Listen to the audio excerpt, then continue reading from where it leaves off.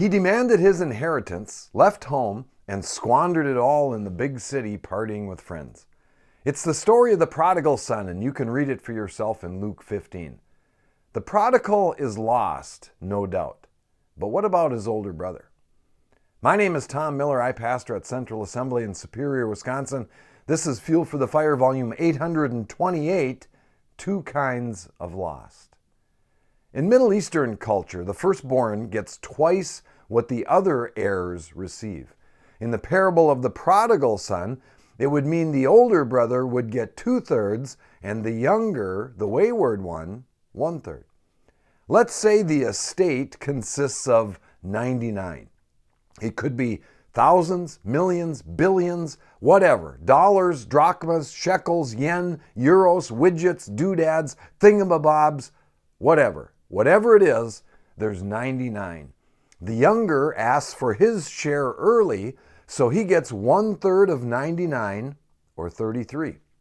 That leaves the older brother with 66. But he lets his ride in the family business, which is now worth 66. The younger son squandered his portion, but at the end of the story, he's restored. So when the father eventually passes away, he gets 1/3 again, or 22 of the 66. Otherwise, he would not be fully restored. Think of it this way. When you're restored to Christ, there is the promise of an inheritance, right? That leaves the firstborn with 44 of the 66. That means the younger, the prodigal, received a total of 55, while the older received only 44 of the original 99. I don't imagine this sat too well with the older brother. If we're honest, it doesn't sit too well with us either.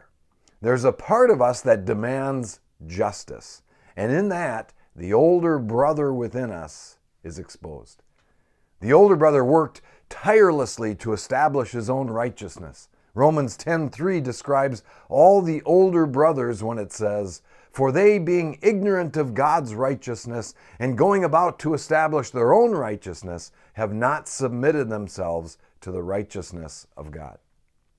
Rather than being thankful his brother was home, the older brother is indignant. He stomps his self-righteous foot and cries, "This isn't fair." Verse 29 reveals his heart. "And he answering said to his father, Lo, these many years do I serve thee, neither transgressed I at any time your commandment."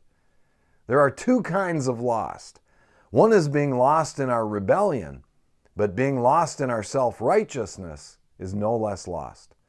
Both the brothers were wayward.